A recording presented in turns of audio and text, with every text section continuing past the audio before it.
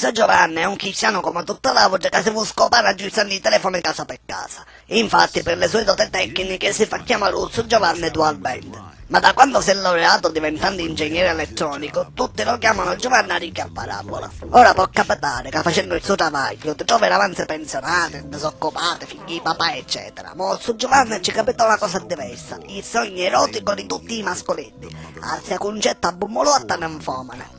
Una ma scandalizzare, diciamo noi altri che stanchi di girare, ti trovi davanti a Moby Dick che si mangia una nave con tutti i passeggeri. Ma come si dice, a carne ogni tanto antiché faletta ci vuole.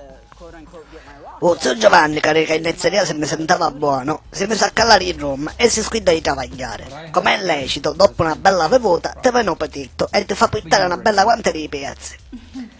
Annoibato d'amore, ma soprattutto dal rum, Uzzo Giovanni a zia Concetta ha domani di mutuo le pettero per la crociera. A zia Concetta, che diciamo a spesa se la mangiava, a che non capo all'autobus e arrivò a Capolina con Uzzo Giovanni.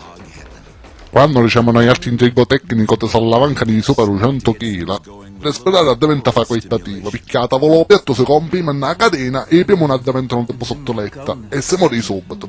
Si muore subito.